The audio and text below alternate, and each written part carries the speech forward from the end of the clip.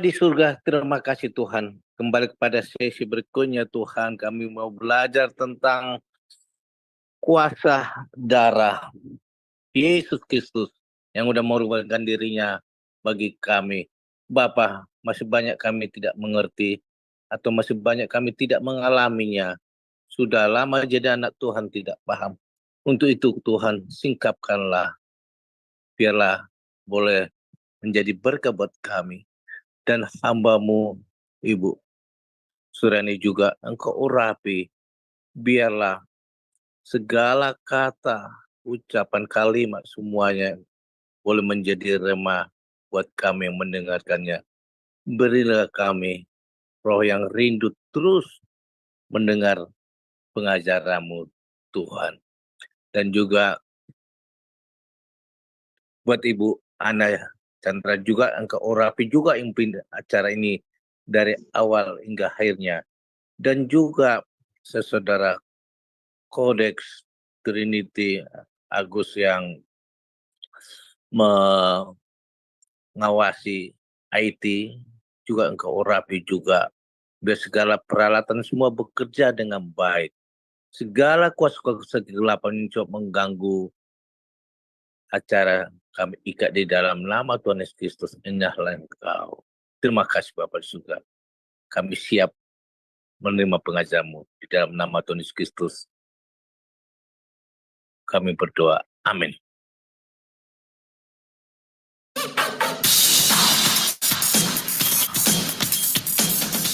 Shalom semua. Pada kesempatan kali ini, saya Adonai dengan bangga memperkenalkan pengajar kita, Ibu Suryani Watimena. Dan berikut adalah profil singkat dari beliau. Ibu Pendeta Dr. Suryani S. Watimena, MTH, lebih dikenal dengan nama Suryani Pantau. Lahir di Tanjung Uban, 11 Februari 1962. Beliau mengenyam pendidikan di SD Negeri 1, Tarempario, SMP Gideon, Jakarta Utara, SMA Negeri 13, Jakarta Utara, Sarjana Teologi, School for Advanced Studies, SAS, Word of Life, Philippines, Major Missiology, Torpedo Bible School, Manila, Philippines, Major Missiology, Torpedo South Bible, Reverend Crest, Saleh, ST Spark, Colorado, USA, STT Inalta, Magister Theology, STT IKAT, Pasca Sarjana, Doctoral Ministry, Konversi Proses to DDH. Pengalaman pelayanan. Pengurus Bendahara Pamukri, Persekutuan Pemuda Indonesia, Youth for Christ, mengajar sekolah minggu, pelayanan dari COCM dan Berita Hidup, mengajar Bible Study Muda-Mudi Indonesia, Makati, Filipina, mengajar Bible Study khusus ibu-ibu diploma Kedutaan Indonesia Makati Filipina, penyiar radio Kristen FEBC, Far East Broadcasting Company International, pelayanan di Handicap Hospital Colorado, pelayanan penginjilan keliling bersama tim Ambassador Internasional sebagai penterjemah dan pengkhotbah. Ditasbis menjadi pendeta oleh Sinode Gereja Kristen Sahabat Indonesia GKSI. Sekarang jadi GSI, Gereja Sahabat di Indonesia. Mengajar di STT Inalta Jakarta, mengajar di STT Duloh Cilacap Jakarta, bendahara Yayasan STT Inalta, Gembala Sidang GSI Jemaat Shalom, Ketua Kursus Musik STT Jakarta Yamuger, pengurus BPH Sinode GSI, bendahara umum selama 2 tahun, misionari di Kalbar bersama suami, buka training center sahabat, mengajar di beberapa STT, BMW, Aras Tamar, Eklesia, Katulistiwa, pelayanan penginjilan radio, Landak Bermazmur, penginjilan keliling pedalaman Kalbar, buka jaringan doa wanita, Kabupaten Landak, Plasrek, JDW, Kalbar, balik pindah ke Jakarta, mentor JDW Pulau Kalimantan sampai sekarang, Sekretaris Umum Sinode GSI, Badan Pertimbangan Gembala Sidang GSI, Ukemene, Fasilitator Trainer My Home, anggota Badan Pertimbangan Sinode GS, Gembala Sidang GSI Shalom, Wakil Gembala Gereja RCCG City of David, Jakarta, YouTuber anggota ASTI dengan nama channel Suryani Pantau. Dari Zoom Sema Adonai terus menyuarakan pengajaran firman Tuhan yang membangun iman. Para narasumber pengajar di Zoom Sema Adonai sangat kompeten dan semuanya, teman-teman di mana saja berada, baik yang ada di Indonesia maupun yang ada di luar negeri ya. Luar biasa Tuhan memberikan fasilitas yang luar biasa. Lewat media ini kita bisa bertemu walaupun dari berbagai-bagai belahan dunia ya. Itu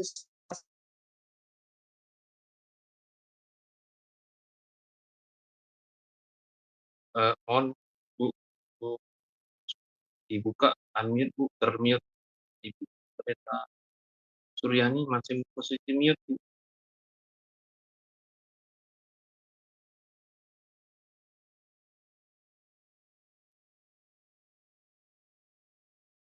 Tuhan, kami siap mendengar nama Yesus. Haleluya. Amin.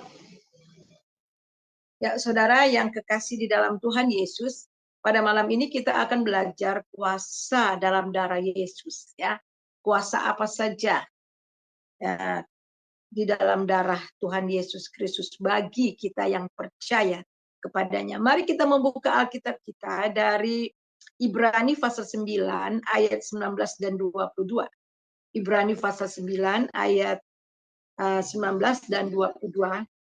Saya akan bacakan. Sebab sesudah Musa memberitahukan semua perintah hukum Taurat kepada seluruh umat, ia mengambil darah anak lembu dan darah domba jantan serta air dan bulu merah dan hisop, lalu memerciki kitab itu sendiri dan seluruh umat, sambil berkata, inilah darah perjanjian yang ditetapkan Allah bagi kamu.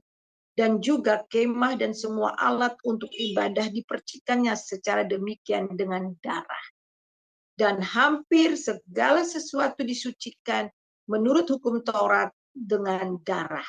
Dan tanpa penumpahan darah tidak ada pengampunan.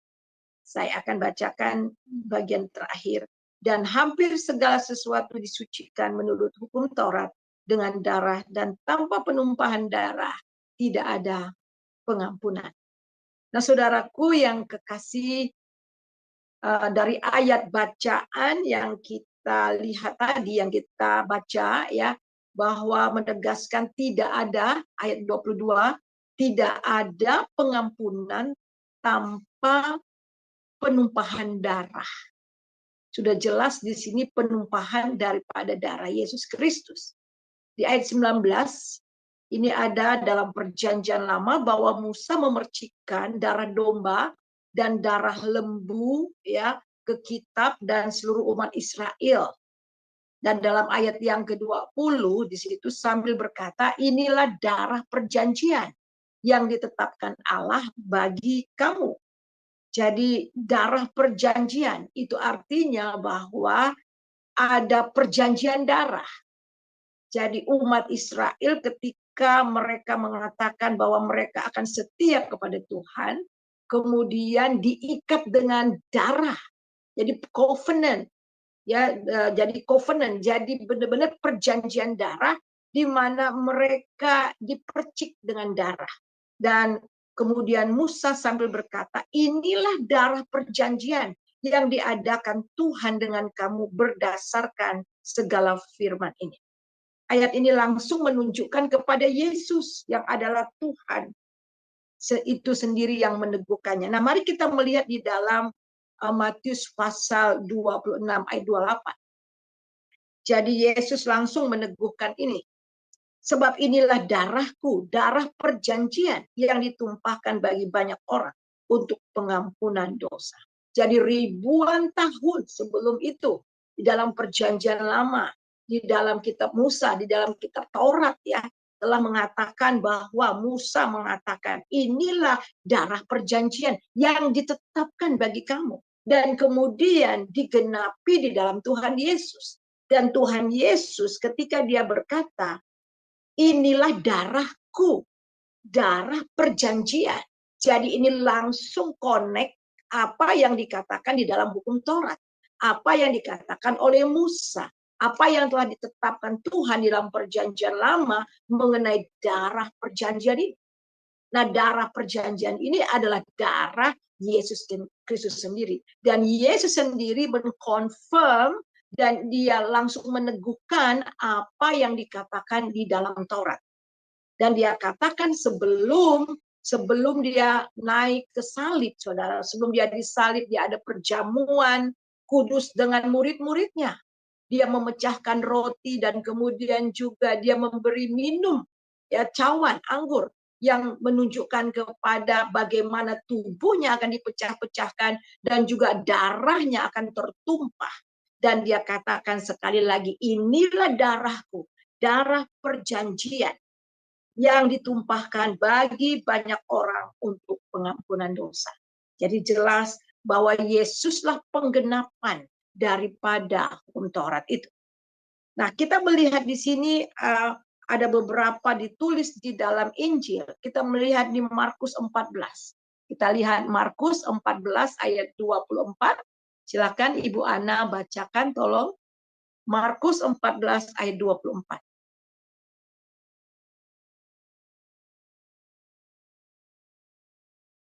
Ya, ada Ibu. Ya. Ibu Kinar. Ya. Markus 14. 15 ya. Markus 14 ayat 24 ya. Markus 14 ayat 24. Dan ia berkata kepada mereka, inilah darahku dalam perjanjian yang ditumpahkan bagi banyak orang. Darah perjanjiannya, bukan dalam ya. Dan ia berkata kepada mereka, inilah darahku. Ini perkataan Tuhan Yesus sendiri. Inilah darahku, darah perjanjian yang ditumpahkan bagi banyak orang. Dan kemudian kita juga melihat di dalam Lukas 22 ayat 20. Lukas 22 ayat 20. Lukas 22 ayat 20. Demikian juga dibuatnya dengan cawan sesudah makan. Ia berkata, cawan ini adalah perjanjian baru oleh darahku yang ditumpahkan bagi kamu. Ya, jadi jelas sekali saudara bahwa yang ditulis di dalam kitab Taurat, ya, ditulis di sana itu adalah darah perjanjian itu menunjukkan langsung kepada Tuhan Yesus. Dan kita tahu bagaimana di dalam perjanjian lama ya bahwa korban darah itu sudah disosialisasikan, sudah ditunjukkan. Inilah prinsip-prinsip daripada penebusan. Ketika manusia jatuh ke dalam dosa, kita melihat manusia itu tahu bahwa dirinya telanjang. Tadinya mereka ditutupi oleh kemuliaan Allah. Tetapi karena dosa kemudian mereka sadar bahwa mereka telanjang. Apakah pada waktu kemarin itu mereka belum jatuh dalam dosa, mereka tidak telanjang? Mereka memang telanjang. Tetapi ditutupi oleh kemuliaan Allah. Tetapi ketika mereka jatuh dalam dosa, kemuliaan Allah meninggalkan mereka. Alkitab mengatakan bahwa semua orang telah berbuat dosa dan telah kehilangan kemuliaan Allah. Dan kemudian apa yang dibuat oleh Tuhan, oleh Elohim. Kita melihat Kejadian 3 ayat 21. Silahkan Kejadian 3 ayat 21.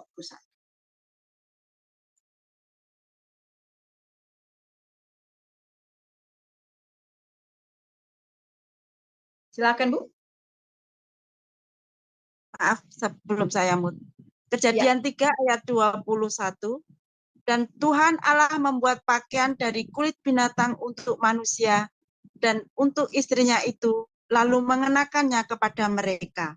Ya, jadi bagaimana usaha manusia, Adam dan Hawa, ketika mereka sadar bahwa mereka telanjang, kemudian mereka menyemat daun-daun dan kemudian membuat cawat. Tetapi Tuhan membuang usaha mereka itu dan kemudian menyembelih seekor binatang dan kemudian kulitnya diambil untuk menutupi kemaluan mereka. Nah, saudara, kita melihat di sini ada korban. Inilah korban yang pertama tercurah. Ya, korban tercurah ini menunjukkan bahwa sifat pengganti, substitution. Sebenarnya, saudara, kita melihat di sini manusialah yang harus mati, tetapi ada korban yang dicurahkan, ada darah yang tertumpah, darah binatang. Dan kita melihat bagaimana bangsa Israel juga ketika mereka hendak keluar dari Mesir, kita melihat dan tulah yang terakhir itu adalah kematian anak sulung. Tuhan memerintahkan supaya mereka menyembelih domba dan kemudian darahnya itu ditaruh di ambang pintu. Nah, saudara, kita harus tahu, seandainya mereka katakan, kami kan bangsa Israel, enggak usahlah taruh darah, Tuhan juga tahu bangsa Israel. Kita ingat, saudara, bahwa yang menjadi tanda bahwa malaikat maut itu ketika berjalan di malam hari itu bukan bangsanya, tetapi darah. Seandainya pun mereka itu bangsa Israel, tetapi mereka tidak mau taat dan tidak ada salah satu orang keluarga umpamanya tidak taruh darah, ketika malaikat maut berjalan di malam hari, anak sulung itu pasti mati. Karena yang menjadi tanda itu adalah darah. Mari kita coba melihat itu di dalam Keluaran pasal 12 ayat 12. Keluaran 12 ayat 12. Sebab pada malam ini aku akan menjalani tanah Mesir, dan semua anak sulung dari anak manusia sampai anak binatang akan kubunuh, dan kepada semua Allah di Mesir akan kujatuhkan hukuman. Akulah Tuhan. Ayat yang 13, Bu. Ayat 13. Dan darah itu menjadi tanda bagimu pada rumah-rumah di mana kamu tinggal. Apabila aku melihat darah itu, maka aku akan lewat daripada kamu. Jadi tidak akan ada tulah kemusnahan di tengah-tengah kamu apabila aku menghukum tanah Mesir. Ya, jadi jelas di sini yang menjadi tanda itu adalah darah. Jadi Tuhan akan menulahi semua anak sulung Mesir itu akan mati. Tetapi bagi bangsa Israel ada darah yang diambang pintu. Sehingga pada waktu itulah malaikat maut pencabut nyawa itu akan lewat, dan yang dia lihat itu adalah darah. Yang menjadi tanda, dan di ayat yang ke-13, dan darah itu menjadi tanda. Perhatikan, garis bawahi. Dan darah itu menjadi tanda bagimu. Inilah tandanya bahwa darah itu, sehingga ketika malaikat itu lewat dan ada darah, maka anak yang ada di dalam rumah itu, yaitu anak sulung dari bangsa Israel, akan selamat, tidak mati. Nah, ini adalah sifat substitution. Ini adalah sifat pengganti. Seharusnya anak sulung itulah yang mati, akan tetapi sudah digantikan dengan nyawa binatang, yaitu domba. Nah, ini semuanya menunjukkan kepada Kristus. Seandainya darah Yesus tidak pernah tertumpah di atas Kalvari, maka saudara dan saya tetap berada dalam dosa dan hukuman. Tapi puji nama Tuhan, darah Yesus adalah darah perjanjian. Dia telah menggenapi apa yang telah digambarkan di dalam perjanjian lama mengenai salib itu. Nah, kita melihat di sini bahwa jadi jelas bahwa Tuhan Yesuslah yang dimasukkan dalam perjanjian lama. Dialah anak domba yang tersembelih itu buat pengampunan dosa manusia. Jadi lewat darah Yesus kita bisa selamat dari maut dan dosa kita diampuni. Kita baca di dalam Efesus 1 ayat yang ke-7. Efesus 1 ayat yang ke-7. Efesus 1 ayat 7, sebab di dalam Dia dan oleh darahnya kita beroleh penebusan, yaitu pengampunan dosa menurut kekayaan kasih karunia-Nya. Ya. Jadi tadi kuasa darah Tuhan Yesus menyelamatkan kita dari maut, dari hukuman maut. Karena darah Yesus kita tidak dihukum, Dia menggantikan kita. Dan kemudian lewat darah Yesus kita mendapatkan penebusan, yaitu pengampunan dosa. Dan di sini perhatikan, sebab di dalam Dia. Jadi hanya di dalam Dia, hanya di dalam Yesus. Dan oleh darahnya, perhatikan lagi, hanya di dalam Yesus dan oleh darahnya. Kenapa harus darah? Karena darah ini adalah nyawa. Darah ini adalah kehidupan, yang memberi kehidupan. Sebab itulah Tuhan Yesus datang ke dunia, dia menyerahkan nyawanya kepada Bapa. Jadi kita harus tahu, Tuhan Yesus mati di atas kayu salib bukan karena darahnya tercurah, bukan karena salib, tetapi dia sendiri menyerahkan nyawanya. Wah, luar biasa. Dia sendiri yang menyerahkan nyawanya kepada Bapa. Nah, mari kita baca di dalam, coba kita baca itu di dalam Yohanes 10 ayat 17 dan 18.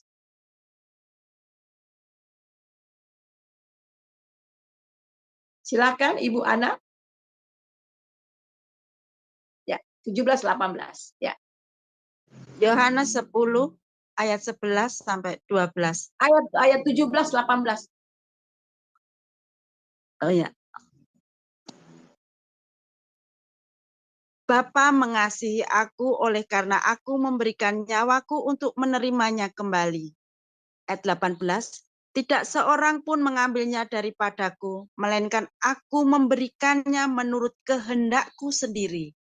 Aku berkuasa memberikannya dan berkuasa mengambilnya kembali. Inilah tugas yang kuterima dari Bapakku. Ya, jadi jelas, coba ayat yang ke-17. Ayat yang ke-17 di sini dikatakan, Bapa mengasihi aku oleh karena apa? Aku menyerahkan nyawaku. Jadi darah ini adalah nyawa, saudara. Jadi dia menyerahkan nyawanya, menyerahkan darahnya untuk apa? Untuk menerimanya kembali. Tidak seorang pun yang dapat mengambil daripada ternyata nyawa Yesus. Tidak ada seorang pun yang dapat mengambilnya. Melainkan aku memberikannya. Melainkan aku memberikannya menurut kehendakku.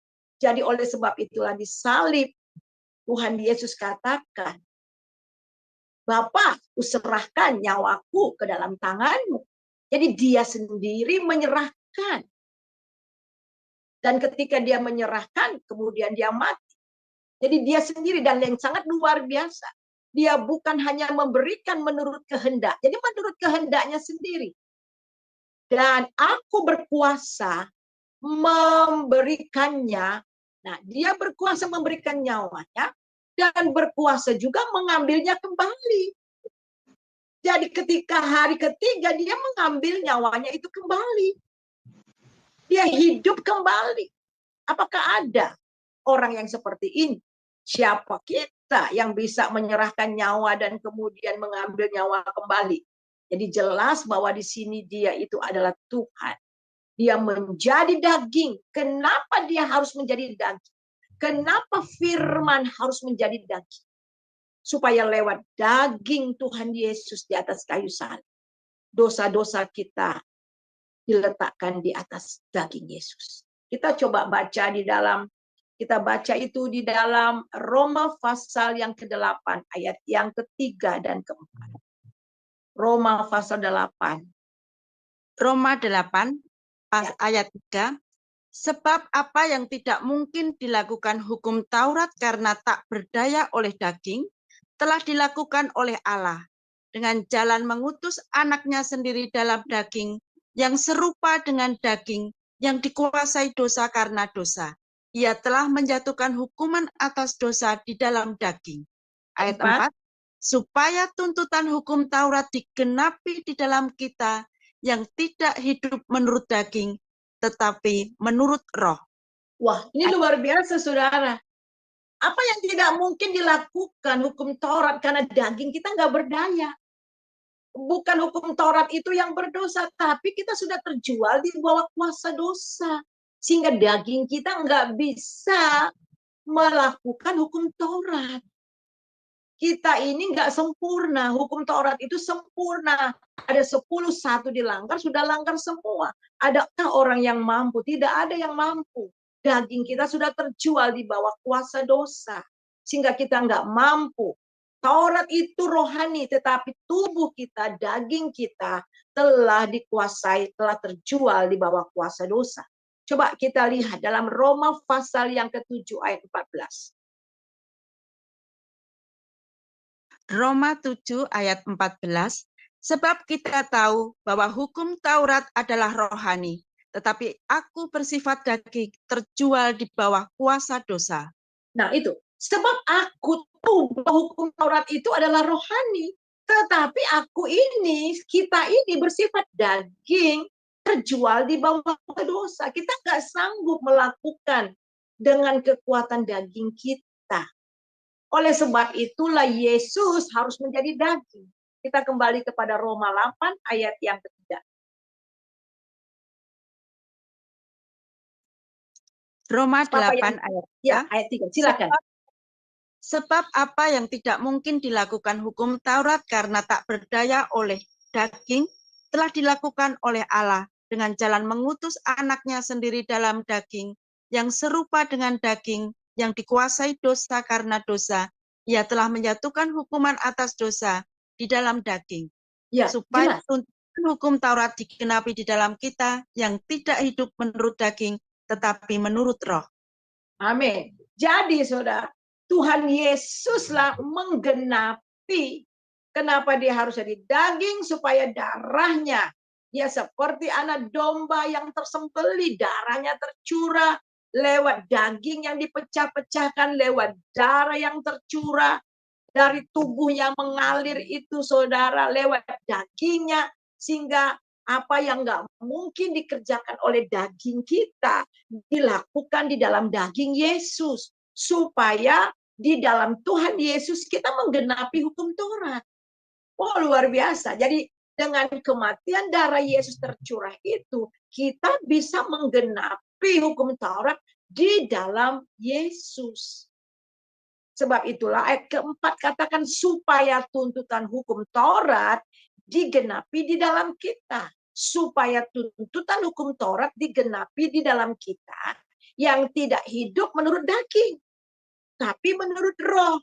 Jadi setelah kita percaya Yesus, setelah kita mengalami penebusan, setelah kita bertobat menerima Yesus sebagai Tuhan dan Juru Selamat, kita dimateraikan dengan Roh Kudus. Kita menerima Roh Kudus itu kembali yang tadinya karena dosa telah meninggalkan kita, kita mati secara rohani. Tetapi lewat Roh Kudus itu kita dihidupkan kembali. Sehingga apa? Kuasa darah Yesus memerdekakan kita dari hukum dosa dan hukum Taurat. Jadi jelas ya. Kita melihat di sini karena Yesus telah mencurahkan darahnya, maka hukum Taurat digenapi di dalam kita. Wah, ini dahsyat. Ini kuasa dari darah Yesus yang tercurah. Nah, kita melihat lagi kembali kepada Efesus 1 ayat yang ke-7. Jadi sebab di dalam dia, hanya di dalam dia, dalam Yesus. Dan oleh darahnya, hanya oleh darah Yesus, kita beroleh penebusan. Jadi di luar Tuhan Yesus tidak ada penebusan. Yaitu pengampunan dosa menurut kekayaan kasih karunia-Nya, berdasarkan kasih karunia-Nya. Tadi di dalam Ibrani pasal 22, tanpa penumpahan darah tidak ada pengampunan dosa. Jadi seandainya kalau ada orang yang mau bertobat, tapi di luar Tuhan Yesus, tidak ada pengampunan, saudara. Ini jelas, ini firman Tuhan. Saya berbicara firman Tuhan. Ini Alkitab. Karena tanpa penumpahan darah Yesus tidak ada pengampunan. Jadi kalau orang bertobat di luar Yesus, tetap dosanya ada di sana. Jadi saudara, harus di dalam Tuhan Yesus.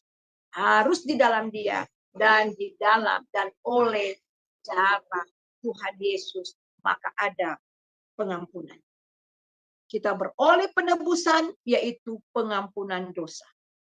Orang Yahudi meyakini bahwa hanya Allah yang berkuasa mengampuni dosa manusia. Dan Yesus menyatakan dia berkuasa mengampuni dosa manusia. Kita dapat lihat itu di dalam Markus. Kita lihat itu di dalam Markus pasal yang ke-21. Kita lihat Markus 21 ayat yang ke-11.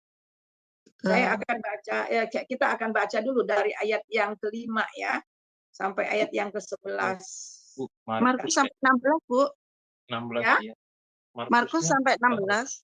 Oh, Markus 2 maksud saya. So, maaf. Markus 2, salah. Markus 2.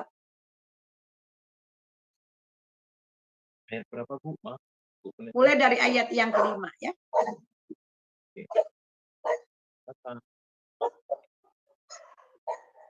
Markus 2 ayat 5.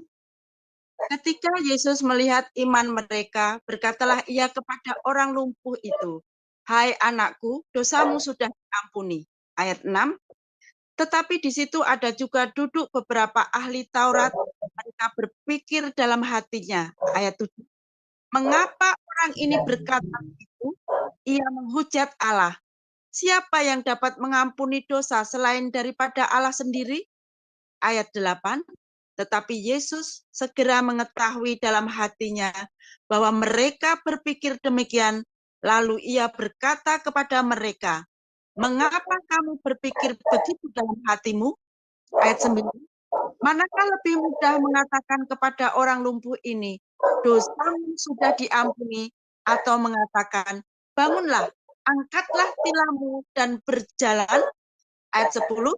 Tetapi supaya kamu tahu bahwa di dunia ini Anak Manusia berkuasa mengampuni dosa. Berkatalah ia kepada orang lumpuh itu. Ayat 11. Kepadamu kukatakan, bangunlah, angkatlah tempat tidurmu dan pulanglah ke rumahmu. Ayat 12. Dan orang itu pun bangun segera mengangkat tempat tidurnya dan pergi keluar di hadapan orang-orang itu, sehingga mereka takjub lalu memuliakan Allah, katanya, yang begini belum pernah kita lihat. Ya. Jadi ini jelas ya saudara.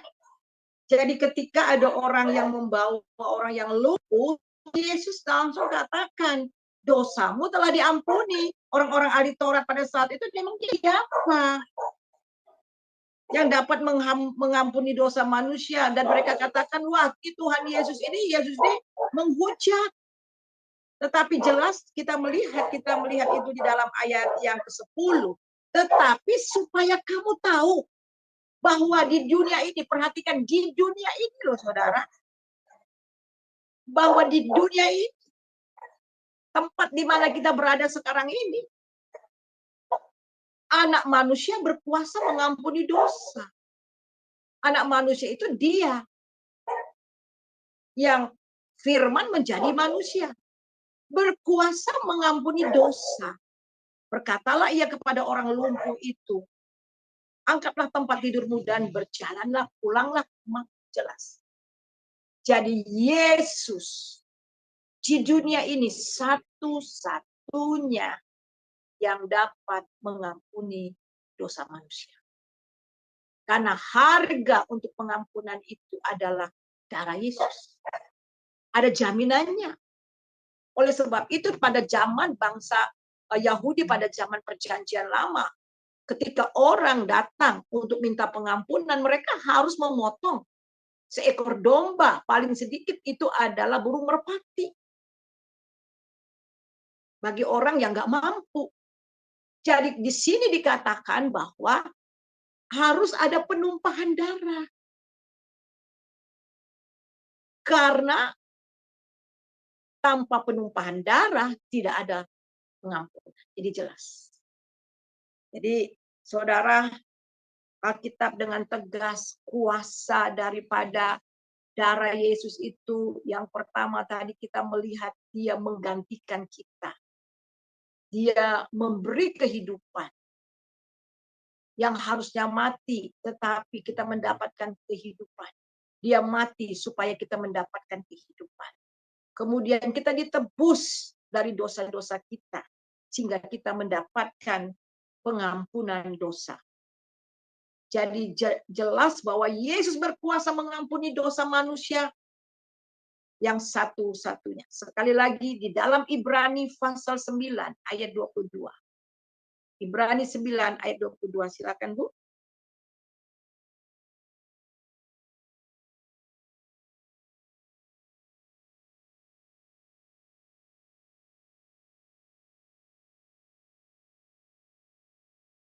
Ya, silakan baca. Ibu kita mungkin mau unmute ya.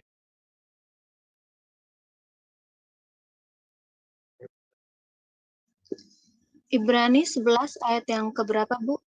22. Ibrani 11 ayat yang ke-22. Dan hampir segala sesuatu disucikan menurut hukum Taurat, dengan darah, dan tanpa penumpahan darah tidak ada pengampunan. Amin. Ya, ini jelas. Ini harga mati, saudara. Nggak bisa ditawar-tawar.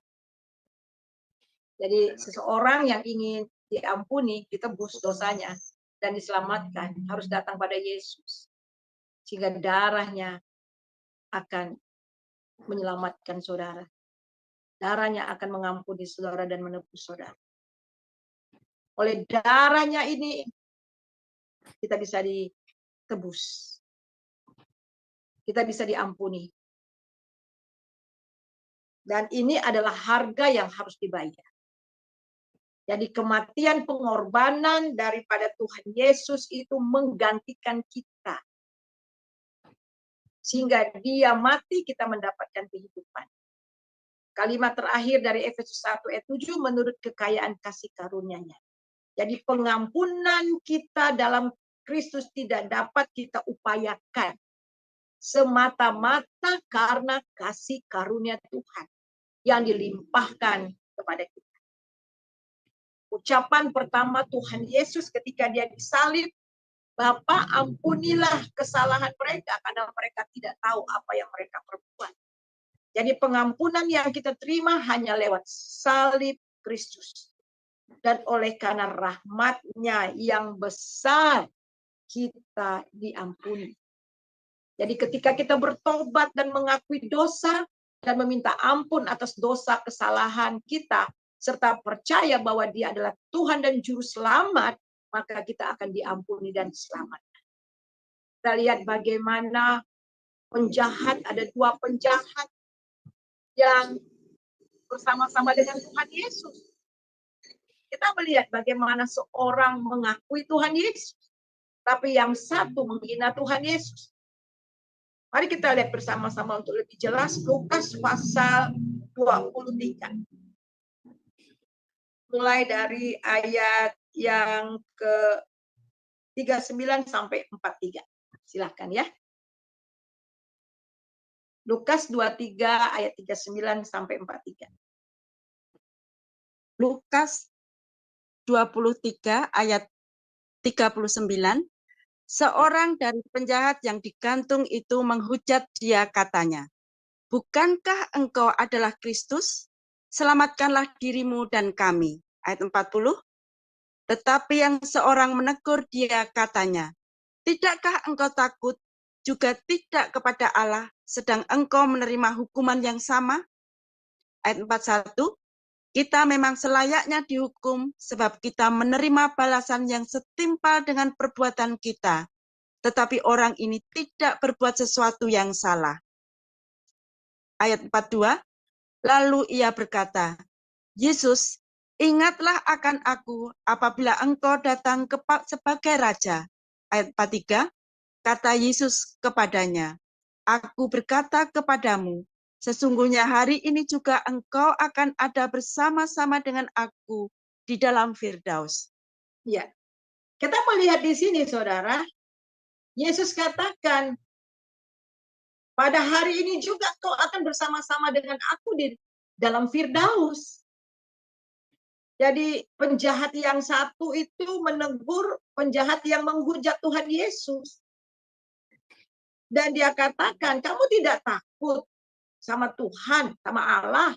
Itu artinya secara tidak langsung dia berkata bahwa dia itu mengakui akan kesalahannya. Sedangkan engkau menerima hukuman yang sama.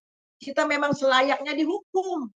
Dan Tuhan mengerti akan isi hati daripada orang ini. Dia katakan kita ini layak menerima balasan yang setimpal dengan perbuatan kita. Tapi orang ini sama sekali tidak bersalah. Dan kemudian dia ingat, Tuhan Yesus, ingatlah aku apabila engkau datang sebagai Raja. Wow. Dia tahu sewaktu nanti Tuhan Yesus akan mati dan bangkit. Dan nanti suatu kali kelak akan turun menjadi Raja di atas segala raja. Dan Tuhan bilang pada hari ini engkau bersama-sama dengan aku di dalam Firdaus. Jadi kita melihat di sini bahwa oleh salib saja, oleh darah Yesus, dan oleh kebangkitannya, kita bisa diselamatkan. Yang pertama, kuasa pengampunan Yesus telah menyelamatkan penjahat itu dan memindahkan dia dari kegelapan ke dalam kerajaan. Nah, ini yang terjadi dengan penjahat itu. Yang pertama, kuasa darah Yesus yang tercurah itu telah mengampuni penjahat itu dan menyelamatkan dia dan memindahkan dia dari kegelapan dan masuk ke dalam kerajaan anaknya yaitu Yesus. Silahkan Kolose 1 ayat 13 dan 14. Kolose pasal 1 ayat mulai ayat 12, ayat 12 sampai 14. Kolose 1 ayat 12, dan mengucap syukur dengan sukacita kepada Bapa yang melayakkan kamu untuk mendapat bagian dalam apa yang ditentukan untuk orang-orang kudus di dalam kerajaan terang. Ayat 13, Ia telah melepaskan kita dari kuasa kegelapan dan memindahkan kita ke dalam kerajaan anaknya yang kekasih. Ayat 14, di dalam dia kita memiliki penebusan kita, yaitu pengampunan dosa. Ya, ini luar biasa saudara. Kita ditebus, kita dibeli lunas, dibayar. Jadi oleh darah Yesus kita lunas dibayar. Kita itu ke surga nggak tutup poin, kita kumpulkan amal, kumpul, kemudian kumpul, kalau umpamanya terkumpul. Enggak begitu, saudara. Sekali lagi oleh karena kasih karunia Tuhan, karena iman kepada Dia, dan oleh Dia dan oleh darahnya. Dan apa yang terjadi dengan penjahat yang digantung bersama Yesus itu, disalib bersama Yesus. Dia saat itu ada bersama-sama dengan Tuhan Yesus di Firdaus. Jadi dia dipindahkan di dalam Kolose ini dari kuasa kegelapan dan memindahkan ke dalam kerajaan anaknya, dalam kerajaan Yesus. Dan di dalam Yesus kita memiliki penebusan, yaitu pengampunan dosa. Jadi satu yang terjadi, pengampunan terjadi. Kuasa darah Yesus mengampuni kita dan menyelamatkan kita, dan juga menyelamatkan penjahat itu.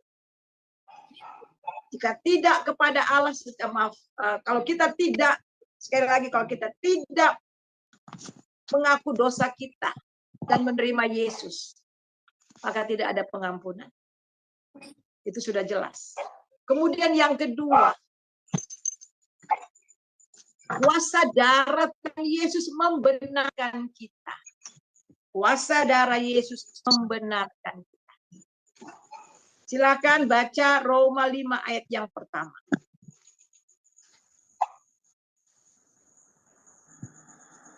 Roma 5 ayat 1. Hasil pembenaran. Sebab itu kita yang dibenarkan karena iman, kita hidup dalam damai sejahtera dengan Allah oleh karena Tuhan kita, Yesus Kristus. Ya, luar biasa. Kita dibenarkan. Darah Yesus membenarkan kita. Dan oleh iman, coba kita melihat itu di dalam, kita lihat juga di dalam Roma pasal yang ketiga ayat 23, 24, 25. Roma pasal yang ketiga ayat 23, 24, 25. Ya, silahkan.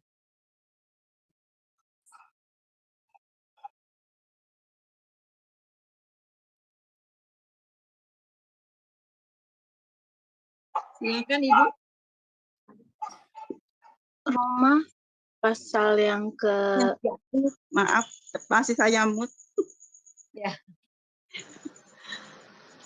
Roma 3 ayat 23. Karena semua orang telah berbuat dosa dan telah kehilangan kemuliaan Allah. Ayat 24. Dan oleh kasih karunia telah dibenarkan dengan cuma-cuma karena penebusan dalam Kristus Yesus. Ayat 25.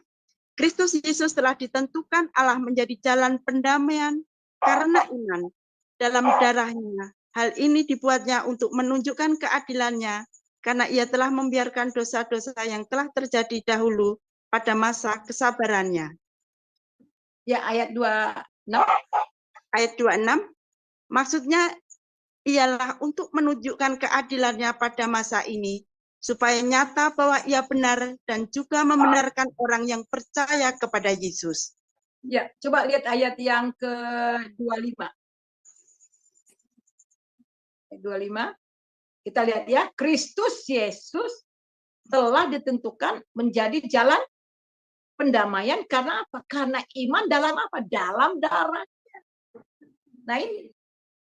Dan karena di dalam darahnya kita melihat di sini, kita dibenarkan oleh Allah. Kita mendapatkan pendamaian.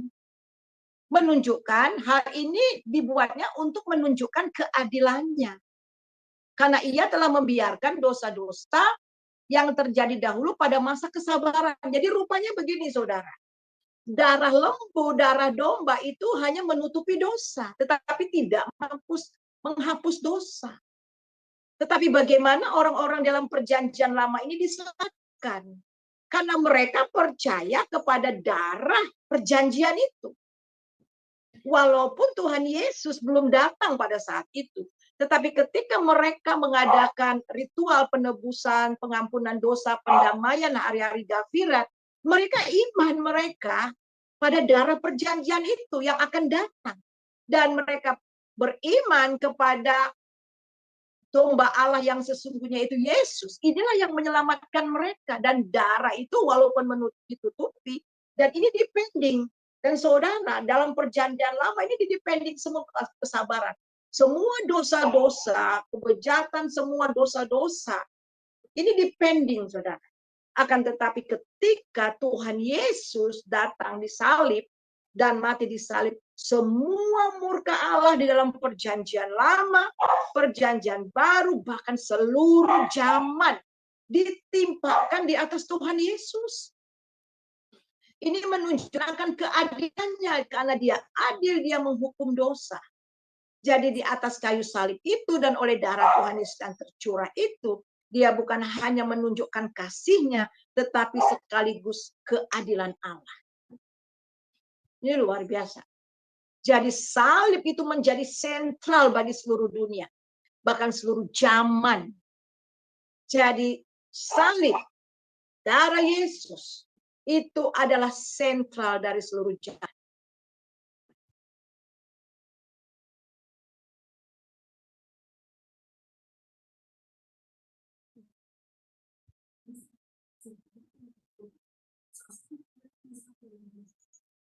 Kita lihat lagi. Jadi oleh kuasa pengampunan Kristus kita dibenarkan. Ada 3 hal yang terjadi ketika kita dibenarkan oleh Allah. Ada 3 hal yang terjadi ketika kita dibenarkan oleh Allah. Yang pertama, dibenarkan artinya dosa kita diampuni. Wow, dosa kita diampuni. Silakan 2 Korintus 5 ayat 19. 2 Korintus 5 ayat 19, Bu. Ya. 2 Korintus 5 ayat 15. Dan Kristus telah mati untuk semua orang, supaya mereka yang hidup tidak lagi hidup untuk dirinya sendiri, tetapi untuk Dia yang telah mati dan telah dibangkitkan untuk mereka. Ayat 16. Sebab itu kami tidak lagi menilai seorang juga pun menurut ukuran manusia. Dan jika kami pernah menilai Kristus menurut ukuran manusia, sekarang kami tidak lagi menilainya demikian. Ayat 19, Bu. Ayat 19. ayat 19, sebab Allah mendamaikan dunia dengan dirinya oleh Kristus dengan tidak memperhitungkan pelanggaran mereka. Ia telah mempercayakan berita pendamaian itu kepada kami. Ya. Jadi kita melihat di sini Tuhan tidak memperhitungkan pelanggaran mereka. Jadi kita melihat karena diperhitungkan, pelanggaran itu diperhitungkan di dalam Yesus. Kalau Tuhan memperhitungkan pelanggaran kita, kita nggak ada yang satupun yang layak. Tapi Yesus, oleh kuasa darah Yesus, oleh karena salibnya, semua dosa-dosa kita tidak diperhitungkan, tetapi semuanya sudah ditimpakan di atas Tuhan Yesus. Dan yang sangat luar biasa, kita kemudian diberi tanggung jawab, dipercayakan untuk memberitakan pendamaian itu. Dan yaitu, jadi yang pertama itu ada dibenarkan dosa kita diampuni. Yang kedua, hukuman dibatalkan. Wow. Orang yang dibenarkan, ada orang, kamu kan orang benar. Karena dibenarkan darah Tuhan Yesus. Ngerti nggak maksudnya orang yang dibenarkan itu? Satu, orang dibenarkan itu artinya dosa diampuni. Dan yang kedua, hukuman dibatalkan. Harusnya kita terhukum, tapi Yesus telah terhukum untuk kita. Sehingga kita bebas dari hukuman. Ketika nanti Tuhan Yesus datang ke dunia dan semua orang yang tidak percaya akan dihukum, tapi orang yang percaya kepadanya akan lepas dari hukuman dan murka Allah. Dahsyat. Mari kita baca Roma 5 ayat 8 dan 9. Silakan Ibu. Roma 5 ayat 8 dan 9.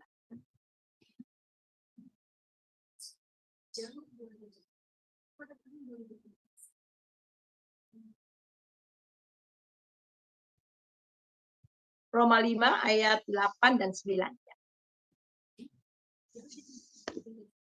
Roma 5 ayat 8 dan 9. Akan tetapi Allah menunjukkan kasih-Nya kepada kita, oleh karena Kristus telah mati untuk kita, ketika kita masih berdosa. Lebih-lebih karena kita sekarang telah dibenarkan oleh darah-Nya, kita pasti akan diselamatkan dari murka Allah. Amin. Ya, luar biasa. Amin. Jadi kita pasti diselamatkan dari apa? Murka Allah. Jadi murka Allah, hukuman Allah dibatalkan dan kita selamat dari murka Allah. Oleh karena kita sudah dibenarkan oleh darah-Nya. Inilah kuasa darah Yesus bagi kita. Kemudian yang ketiga, kita menerima pendamaian. Kita menerima pendamaian. Roma 5 ayat 1 saya akan bacakan. Sebab kita yang dibenarkan karena iman, kita hidup dalam damai sejahtera dengan Allah oleh karena Tuhan kita Yesus Kristus. Wow, luar biasa saudara. Perhatikan, kita yang dibenarkan. 1, dosa sudah diampuni. 2, hukuman dibatalkan. 3, berdamai dengan Allah. Kita berdamai dengan Allah. Kita hidup dalam damai sejahtera dengan Allah. Allah itu tidak jauh di sana yang tak terjangkau. Tetapi Dia yang telah menjangkau kita di dalam Tuhan Yesus. Kita hidup dalam damai. Kita bisa datang kepada Tuhan. Lewat darah-Nya kita bisa menghampiri Dia. Masuk ruang Maha Kudus dengan darah anak domba. Nah itu. Jadi kita sudah bisa masuk ke hadirat Tuhan. Itu hanya dimungkinkan oleh darah Yesus. Perjanjian lama, orang yang bisa masuk ke tempat Maha Kudus itu adalah hanya imam besar. Itu pun lewat harus bawa korban darah, harus ada darah. Tapi sekarang darah Yesus telah tercurah sehingga kita layak untuk masuk. Kita bisa ada akses untuk masuk menghadap hadirat Allah kapan saja. Coba baca di dalam Ibrani pasal 9 mulai dari ayat yang ke-12.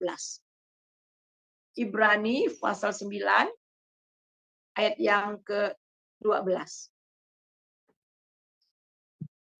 Ya, silahkan Ibrani 9 ayat 12. Dan ia telah masuk satu kali untuk selama-lamanya ke dalam tempat yang kudus, bukan dengan membawa darah domba jantan dan darah anak lembu, tetapi dengan membawa darahnya sendiri, dan dengan itu ia telah mendapat kelepasan yang kekal. Ayat 13. Sebab jika darah domba jantan dan darah lembu jantan dan percikan abu lembu muda menguduskan mereka yang najis, sehingga mereka disucikan secara lahiriah, ayat 14, betapa lebihnya darah Kristus yang oleh roh yang kekal telah mempersembahkan dirinya sendiri kepada Allah sebagai persembahan yang tak bercacat, akan menyucikan hati nurani kita dari perbuatan-perbuatan yang sia-sia, supaya kita dapat beribadah kepada Allah yang hidup. Ya, itu dia. Supaya kita apa? Dapat beribadah kepada Allah yang hidup. Kita bisa datang hampiri. Kalau zaman dahulu nggak bisa. Pada zaman dulu dalam perjanjian lama setahun sekali Imam Harun mengadakan hari Ghafirah, hari pendamaian. Tapi Yesus satu kali untuk selamanya. Dia tidak membawa darah domba, darah lembu, tetapi membawa darahnya sendiri. Dan dengan darah itu kita disucikan. Dan dosa-dosa kita dihapus. Kalau perjanjian lama hanya dipentik, hanya ditutupi, saudara. Tetapi ketika darah Yesus tercurah, dihapus. Wah, luar biasa, saudara. Jadi, supaya apa? Supaya kita dapat beribadah. Jadi, roh kita dengan roh Allah bisa bersekutu. Kita bisa berseru, ya Aba, ya Bapa. Sebab itulah firman Tuhan katakan, Paulus katakan kita ini adalah bait Allah, di mana Roh Kudus ada di dalam kita. Ini ada penyembahan, ada ibadah yang terus-menerus. Hari Minggu persekutuan seperti ini hanya kita berkumpul satu dengan yang lain, saling menguatkan di dalam Tuhan. Tetapi ibadah yang terus-menerus itu personal kita dengan Tuhan. Dan kita bisa datang menghampiri Dia kapan saja, anytime, any hour.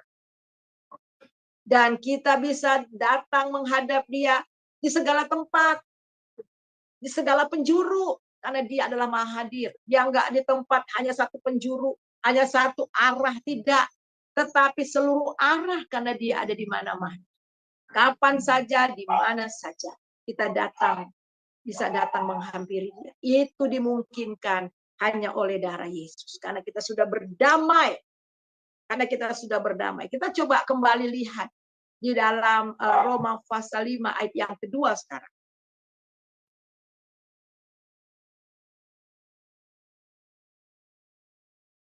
Ya, ayat yang kedua, silakan Bu. Roma 5 ayat 2. Oleh Dia kita juga beroleh jalan masuk oleh iman kepada kasih karunia ini.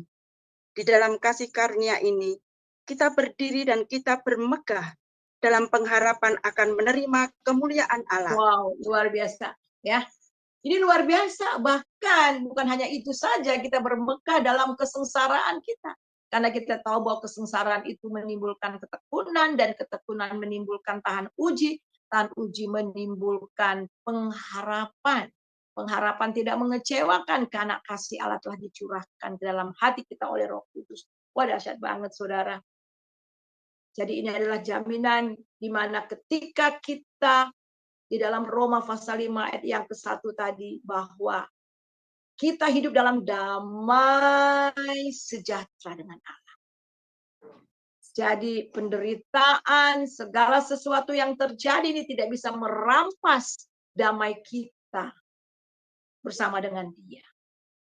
Jadi damai melampaui segala sesuatu.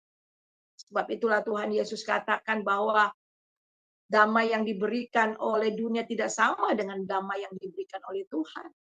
Karena damai itu tidak bisa direnggut oleh siapapun, karena damai ketika dan apa yang terjadi ketika kita berdamai, ada beberapa hal. Yang pertama, kita diperdamaikan dengan diri kita sendiri.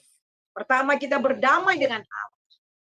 Ketika kita berdamai dengan Allah, dan yang kedua kita bisa berdamai dengan diri kita sendiri.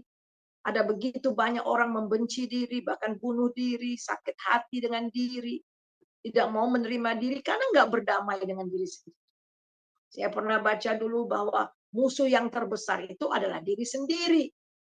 Bahkan diri sendiri itu menjadi musuh diri sendiri. Tetapi ketika kita berdamai dengan Allah, kita berdamai dengan diri kita sendiri. Dan yang ketiga itu kita bisa berdamai dengan orang lain. Omong kosong kalau kita katakan bahwa kita sudah berdamai dengan Allah, tetapi kita musuh kiri, kanan, depan, belakang.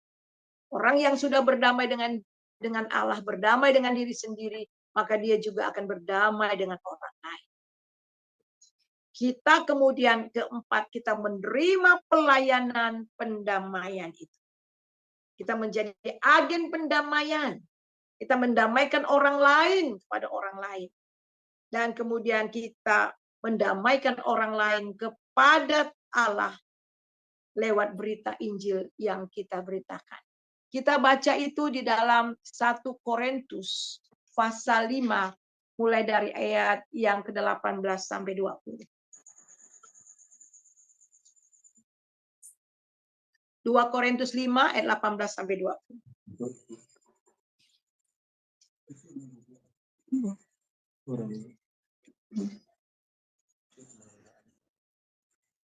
2 Korintus 5 ayat 18. Dan Sampai semuanya ini, Ya, ayat 18, dan semuanya ini dari Allah yang dengan perantaraan Kristus telah mendamaikan kita dengan dirinya dan yang telah mempercayakan pelayanan pendamaian itu kepada kami. Ayat 19, sebab Allah mendamaikan dunia dengan dirinya oleh Kristus dengan tidak memperhitungkan pelanggaran mereka. Ia telah mempercayakan berita pendamaian itu kepada kami. Ayat 20, jadi kami ini adalah utusan-utusan Kristus, seakan-akan Allah menasihati kamu dengan perantaraan kami. Dalam nama Kristus, kami meminta kepadamu, berilah dirimu didamaikan dengan Allah. Ayat 21, luar biasa. Ya. Ayat dia sampai yang 20 tidak saja. mengenal Ya. dosa. Ayat 21 saja. Ya. Sudah, Bu. Boleh dengan 21 boleh. Ya, 21. Ya. Dia yang tidak mengenal dosa telah dibuatnya menjadi dosa karena kita, supaya dalam dia kita dibenarkan oleh Allah. Wow. Amin. Amin. Jadi saudara, kita melihat di sini akhirnya kita menerima pelayanan pendamaian. Kita dipercayakan untuk pelayanan pendamaian. Artinya adalah kita ini menjadi agen pendamaian. Kita ini menjadi agen pendamaian di mana ada kita orang-orang percaya, di situ ada damai. Jadi kita ini adalah representatif dari damai Tuhan, dari kerajaan Tuhan. Sehingga kita bisa mendamaikan orang lain dengan orang lain, dan kemudian kita bisa mendamaikan orang lain kepada Allah lewat apa? Lewat berita Injil. Jadi ini kebenaran firman Tuhan yang kita pelajari. Nanti minggu depan kita lanjut lagi ya. Jadi luar biasa. Inilah kuasa darah Yesus. Saudara, bukan hanya diampuni, tetapi kita juga telah berpindah dari kerajaan kegelapan masuk ke dalam terang anaknya. Dan kita ini adalah warga-warga kerajaan. Dan selama kita masih hidup di dunia ini, kita ini adalah representatif dari kerajaan. Kita telah diberi mandat, kita telah diberi kepercayaan, yaitu pelayanan pendamaian. Sehingga lewat kita, berita Injil harus dikabarkan. Kuasa darah Yesus harus dikabarkan kepada orang lain. Supaya mereka juga boleh diampuni dan diselamatkan. Seperti Pak Dewa.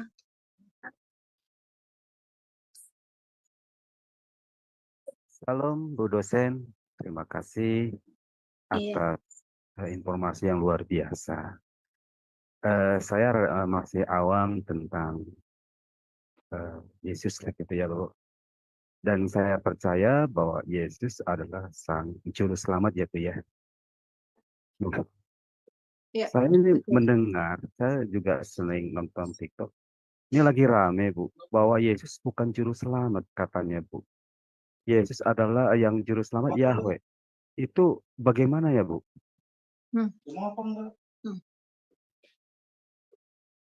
Maaf ya, ini lagi ngomong sama anak ya. Oke. Hehe. Eh, Iya. ya, kita melihat di situ udah jelas salah ya. YouTube, saya ada YouTube yang beberapa hari lalu di Askri ya. Nanti saya upload, saya akan kirim ke grup grup Adonai ya, Nah, iya, Sema Bu. Adonai. Jadi jelas ketika Tuhan Yesus katakan akulah dia, itu langsung menunjukkan kepada Yahweh itu, WHWH, ya, WH ya. Jadi menunjukkan kepada Yahweh, dialah sang juru selamat itu. Jadi kalau ada orang yang mengatakan sana itu jelas sesat. Itu jelas tidak benar. Ya. Oke, Bu. Padahal dia adalah seorang dosen yang besar ya, Bu ya. Iya, Seorang tapi ya kadang mungkin terlalu banyak menggali sendiri tanpa Roh Kudus bisa jadi setuju banget, Bunda. Ya, betul. Terima kasih ya, Bun. Tuhan berkati. Iya. Ya, saya coba bacakan ya di dalam Yohanes 4 ayat 25-26. Waktu dia berbicara kepada perempuan Samaria, jawab perempuan itu kepadanya, aku tahu bahwa Mesias akan datang, ia akan memberitakan segala sesuatu kepada kami. Kata Yesus kepadanya, akulah dia yang sedang berkata-kata dengan engkau. Maksudnya apa? Akulah dia. Ya, dia di dalam perjanjian lama itu siapa? Yahweh. Ya, jadi Yahweh. Ada banyak ayat dan saya mau tunjukkan beberapa ayat ya. Kita coba lihat di dalam, bentar ya. Ya. Coba kita lihat di dalam Keluaran pasal 3 ayat 13 dan 14. Silakan baca. Keluaran pasal 3 ayat 13 dan 14. Lalu Musa berkata kepada Allah, tetapi apabila aku mendapatkan orang Israel dan berkata kepada mereka, Allah nenek moyangmu telah mengutus aku kepadamu. Dan mereka bertanya kepadaku, bagaimana tentang namanya? Apakah yang harus kujawab kepada mereka? Firman Allah kepada Musa, aku adalah aku. Lalu firman-Nya, beginilah kau katakan kepada orang Israel itu, akulah aku, telah mengutus aku kepada. Ya. Nah, kita melihat di situ aku adalah aku. Ini pakai present. Aku adalah aku dalam bentuk present. I am that I am. Jadi lampau, sekarang, dan akan datang. Dia sudah ada dulu, sekarang, dan selamanya. Akulah aku. Jadi kita melihat ini Tuhan memperkenalkan dirinya, aku adalah aku. Ehye, aser ehye. Perkataan itulah I am. I am dalam bahasa Inggrisnya I am. Bahasa Yunaninya itu adalah ego eimi. Dalam bahasa Ibraninya anihu. Dan ini hanya diucapkan oleh YHWH. Yang dikaitkan erat dengan ungkapan Allah terhadap dirinya sendiri, penyataan dirinya. Jadi anehu, akulah dia. Ya kadang-kadang dibentuknya dalam akulah Tuhan. Jadi jelas ya siapa? Jadi kenapa Tuhan Yesus katakan demikian, akulah dia. Jadi ketika dia katakan akulah dia, orang-orang Israel itu, orang-orang Yahudi itu langsung tahu, connect dengan apa yang dikatakan di dalam perjanjian lama. Sama seperti tadi saya katakan. Ketika Tuhan Yesus katakan, inilah darah perjanjian, darahku, langsung connect di dalam kitab Taurat. Jadi itu connect. Jadi mereka orang-orang Yahudi tahu betul itu artinya dialah Yahweh itu. Coba baca Yesaya 41 ayat 4. Yesaya pasal 41 ayat 4. Siapakah yang melakukan dan mengerjakan semua itu? Dia yang dari dahulu memanggil bangkit keturunan-keturunannya.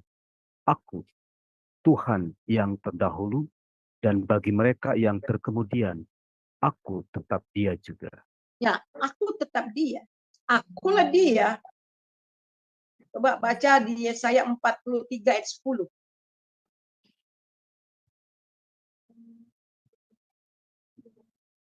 Yesaya Kamu 43. 3 ayat 10. Kamu inilah saksi-saksiku. Demikianlah firman Tuhan dan hambaku yang telah kupilih, supaya kamu tahu dan percaya kepadaku dan mengerti bahwa aku tetap Dia. Sebelum aku tidak ada Allah dibentuk, dan sesudah aku tidak akan ada lagi. Ya, jelas ya. Jadi jelas di sini ya, Tuhan Yesus di sini dikatakan ya, Yahweh mengatakan, dan inilah Yesus yang digenapi dalam Tuhan Yesus. Kamu inilah saksi-saksiku, demikianlah firman Tuhan. Hambaku yang kupilih supaya kamu tahu bahwa kepadaku dan mengerti bahwa aku tetap Dia. Sebelum aku tidak ada Allah dibentuk, dan sesudah aku tidak ada. Jadi kita melihat di sini, akulah Dia. Jadi Tuhan Yesus berkata juga di dalam Yohanes pasal 8 ayat 24, kalau tidak percaya kepada Dia, maka mereka akan mati dengan dosa-dosa mereka. Coba baca di dalam Yohanes 8 ayat yang ke-24.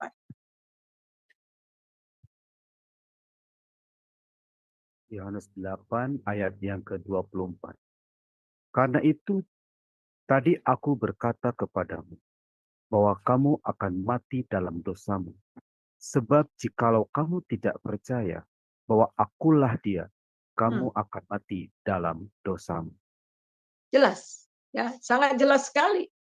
Jadi karena itu, ayat yang ke-24 saya bacakan, karena itu tadi aku berkata kepadamu bahwa kamu akan mati dalam dosamu. Sebab jikalau kamu tidak percaya bahwa akulah Dia, akulah Yahweh, kamu akan mati dalam dosamu. Kenapa? Karena Dialah Sang Juru Selamat. Dia yang menyelamatkan kita dari dosa-dosa kita. Jadi jelas. Di dalam kita baca juga, coba saya Yesaya 4, coba Yesaya 43. Yesaya 43, kita coba baca di dalam ayat yang ada akulah juru selamat. Tidak ada yang lain. Coba mulai dari ayat berapa ya? Ya itu dia, ayat 11. Silakan baca. Akulah Tuhan, dan tidak ada juru selamat selain daripadaku. Ayat yang ke-12. Akulah yang memberitahukan, menyelamatkan, dan mengabarkan. Dan bukannya Allah asing yang ada di antaramu. Kamulah saksi-saksiku. Demikianlah firman Tuhan, dan akulah Allah. Ya, ayat yang berikutnya. 13. Juga seterusnya, aku tetap Dia, dan tidak ada yang dapat melepaskan dari tanganku. Aku melakukannya, siapakah yang dapat mencegahnya? Ya, jadi jelas ya. Jadi ini adalah Yahweh yang berbicara, jelas. Dan Yesuslah penggenapannya. Yesuslah Yahweh itu di dalam perjanjian lama. Yang firman menjadi daging. Dialah juru selamat, ya. Jadi udah jelas ya, itu aja ya penjelasan dari saya. Jadi tidak bisa dibantahkan lagi akan hal ini, bahwa karakter, nature daripada Allah itu adalah juru selamat, menyelamatkan. Ya, Dia yang menyelamatkan kita. Ya. Silakan lagi, ada pertanyaan? Baik, terima kasih Pak Dewa. Silakan jika ada yang mau bertanya lagi, masih ada waktu kita untuk bertanya atau diskusi ya, silakan. Nah, ini Bu, sebelum ada yang bertanya, jadi saya mau ini mungkin seperti yang tadi Pak Dewa bilang itu memang banyak ya Bu ya. Jadi bukan Yesus tetapi itu Allah sendiri. Memang banyak seperti itu yang pemahamannya. Padahal sudah jelas Yesus sendiri mengatakan bahwa aku adalah utusan. Kan gitu ya Bu ya. Jadi salah paham kalau orang atau mungkin belum baca Alkitab lebih jelas mungkin ya Bu ya. Padahal sudah jelas itu Yesus mengatakan aku adalah utusan dan Yesus itu yang menebus dosa kita kan seperti itu ya Bu ya. Ya, jadi kata utusan itu karena memang dia datang ke dunia menjadi manusia.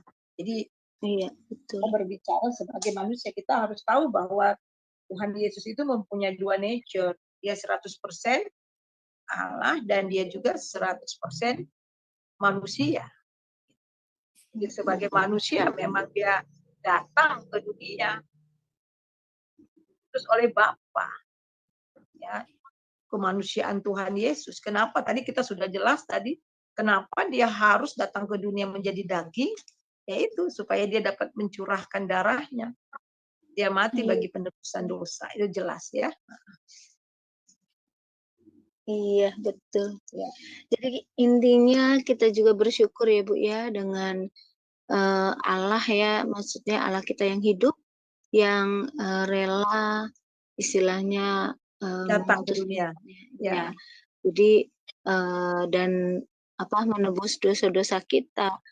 Kalau Allah kita tidak mengasihi kita ciptaannya, mungkin Allah tidak mengutus firman-Nya kan seperti itu ya Bu ya. Tapi kita bersyukur dan kuasa darah Yesus itu untuk menebus semua ya Bu ya, bukan hanya orang Kristen tetapi semua yang di bumi gitu ya Bu ya. Bukan hanya Kristen. Ya, tapi memang syaratnya untuk percaya dia dan menerima dia. Jadi pengampunan dosa itu untuk semua bangsa, untuk semua orang di dunia ini. Tapi darah Yesus berlaku kalau kita bertobat terima dia. Percaya beriman kepada Yesus. Jadi bagi mereka yang menolak Tuhan Yesus ya enggak akan terjadi cara itu. Berarti sama seperti yang di kayu yang saat Yesus disalib itu kan ada dua orang di sampingnya ya Bu. Ya, satu menolak, satu menghujat, satu menerima kan? Ya, gitu. Iya, betul. Ya. Sebetulnya itu sudah contoh dari dari orang-orang yang saat ini ya Bu ya. Kan banyak juga yang menolak gitu ya. Iya, betul. Iya, ada yang menolak gitu. Nah itu susah kalau mereka tidak menerima Yesus ya. Maksudnya ya memang itu pilihan sih ya Bu ya. Ya, itu memang Alkitab juga jelas mengatakan tidak ada seorang yang mengaku Yesus Tuhan kalau bukan digerakkan oleh Roh Kudus. Jadi kalau kita ada di sini oleh karena puji Tuhan, karena Roh Kudus yang pertama kali bekerja dalam hidup kita. Jadi kenapa mereka sekarang masih menolak? Karena pikiran mereka masih tertutup. Coba kita baca di dalam 2 Korintus 3 mulai dari 15.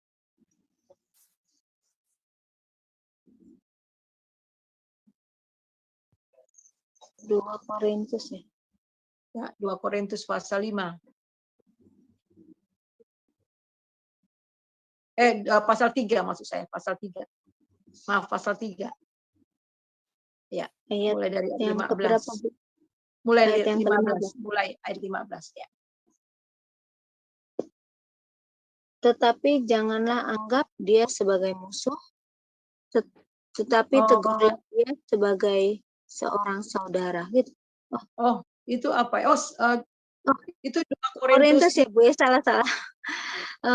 2 Korintus pasal yang ketiga ayat 15 ya. Bahkan sampai pada hari ini setiap kali mereka membaca kitab Musa, ada selubung yang menutupi hati mereka. Tetapi apabila hati seorang berbalik kepada Tuhan, maka selubung itu diambil daripadanya. Ya, sebab Tuhan adalah roh dan di mana adalah roh, itu ada kemerdekaan. Coba ayat 14. 14. Tetapi pikiran mereka telah menjadi tumpul, sebab sampai pada hari ini selubung itu masih tetap menyelubungi mereka. Jika mereka membaca perjanjian lama itu tanpa disingkapkan karena hanya Kristus saja yang dapat menyingkapkannya. Amin. Iya, itu.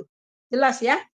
Jadi Iya, ya kita berdoa. Jadi mereka nggak ngerti-ngerti. Karena untuk mengerti hal-hal rohani harus Roh Kudus. Jadi Roh Kudus, kasihan. Jadi mereka itu masih gelap pikirannya. Coba baca di 1 Korintus 12 ayat 3. 1 Korintus 12 ayat yang ketiga.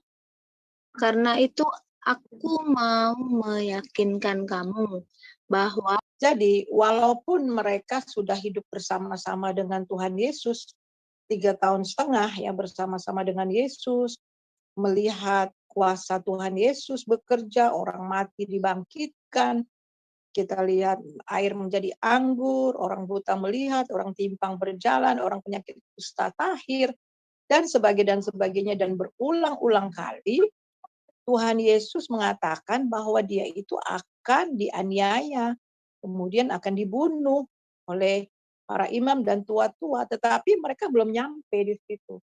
Nah, sekali lagi, mereka baru sampai kepada pengetahuan. Ya, tetapi ketika Tuhan Yesus bangkit, ya, ketika Tuhan Yesus bangkit dan kemudian Tuhan Yesus menghembuskan roh, terimalah roh, dan dia menghembuskan rohnya kepada murid-muridnya, baru pikiran mereka terbuka. Nah, tadi itu mereka tuh masih berpikir bahwa Yesus itu ya seorang yang akan menyelamatkan orang Yahudi dari jajahan Romawi, kerajaan. Makanya di dalam Kisah Rasul 1 mereka tanya lagi, kapan engkau akan mendirikan kerajaanmu? Mereka masih mengharapkan kerajaan secara jasmani, tetapi Tuhan berbicara mengenai kerajaan rohani.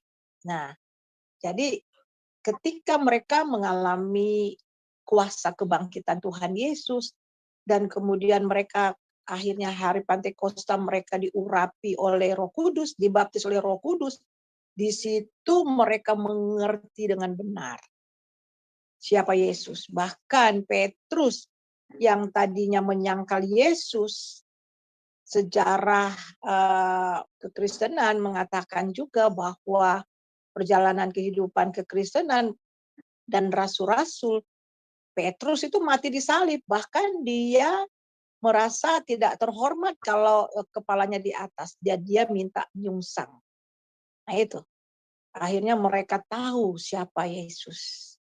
Jadi memang itu harus disingkapkan oleh Roh Kudus. Tadi sama, pikirannya masih belum terbuka. Pada waktu dia bangkit, dia berjalan dengan 2 orang di Emmaus ya, kemudian ketemu, tetapi mereka nggak sadar pada berjalan bersama-sama. Tapi akhirnya Tuhan menyingkapkan, baru mereka sadar gitu. Nah ini, ada banyak orang Kristen percaya, tapi sampai mana percaya mereka? Pengenalan mereka kepada Tuhan itu baru sampai di mana? Jadi kalau ada orang Kristen bilang dia lahir dari keluarga Kristen, dia belajar firman Tuhan, tapi sejauh mana iman mereka? Sejauh mana iman dan pengenalan mereka kepada Tuhan, itu sangat menentukan arah hidup gitu. Jadi orang yang sungguh-sungguh telah mengalami Tuhan itu benar-benar orang yang telah mengalami perjumpaan pribadi dengan Tuhan dan mengalami kelahiran kembali. Dan ya itu, hanya itu ya. jelas ya, apa namanya tadi? Ya, Ya, Bu Pendeta, terima ya, kasih. Tuhan berkati. iya.